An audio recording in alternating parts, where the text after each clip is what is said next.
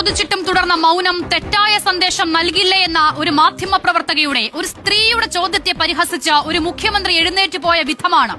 നിലപാടിനെ തരാതരം പോലെ വ്യാഖ്യാനിക്കുന്ന താങ്കളുടെ മറുപടികളിൽ ഉറങ്ങിപ്പോകാത്തതുകൊണ്ടാണ് സാർ ആർജവത്തോടെ വീണ്ടും ചോദിക്കാൻ അവൾക്കായത്.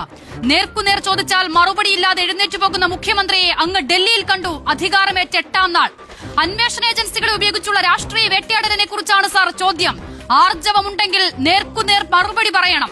ഞങ്ങൾ തന്നെ ഉന്നയിച്ച ആരോപണത്തിലെ അന്വേഷണം വേണ്ടെന്ന് പറയാൻ ഞങ്ങൾക്കാകില്ലല്ലോ എന്ന എന്ത് നിഷ്കളങ്കമാണ് അയാൾ പറയുന്നത്. വില കുറഞ്ഞ രാഷ്ട്രീയ നേട്ടത്തിനായി പോയ കാലങ്ങളിലും നിങ്ങൾ ഉന്നയിച്ച ഈ ആരോപണങ്ങളാണ് സാർ നിലപാടില്ലായ്മയുടെ ആൾരൂപം എന്ന് നിങ്ങളെ വിശേഷിപ്പിക്കാൻ കാരണം.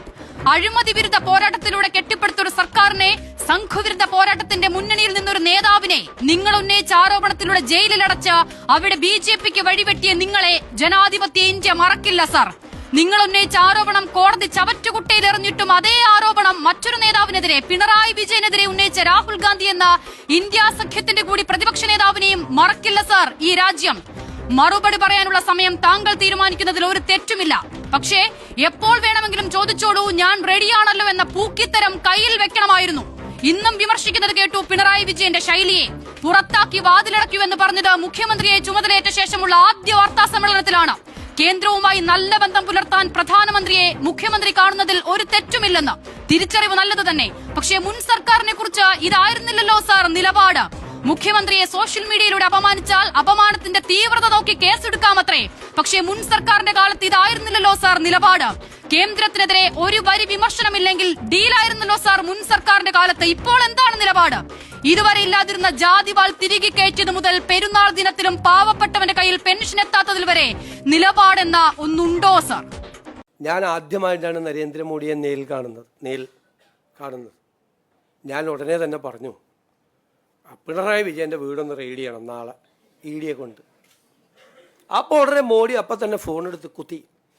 എന്നിട്ട് പറഞ്ഞു, നാളെ രാവിലെ സതീശൻ വന്നിട്ട് ആദ്യമായിട്ടൊരു കാര്യം പറഞ്ഞാണ്, നാളെ രാവിലെ കംപ്ലീറ്റ് സ്ഥലത്ത് റെയ്ഡ് ചെയ്യണം. അപ്പോൾ ഞാൻ പറഞ്ഞു, ഒരു സ്ഥലത്ത് പോരാ, 12 സ്ഥലത്ത് ചെയ്യണം. ആ സതീശൻ പറഞ്ഞേക്കണത് 12 സ്ഥലത്ത് റെയ്ഡ് ചെയ്യാനാണ് പറഞ്ഞേക്കണത്. അങ്ങനെ 12 സ്ഥലത്ത് റെയ്ഡ് ചെയ്തു. ഇത് മുൻ മന്ത്രിമാരുൾപ്പെടെയുള്ള ആളുകൾ വരെ വന്ന് പത്രക്കാരോട് പറയുകയാണ്. ഞാൻ ചിരിക്കണോ അല്ലെ കരയണോ ഇത് കേട്ടിട്ട്? നിങ്ങളൊന്ന് ആലോചിക്കും.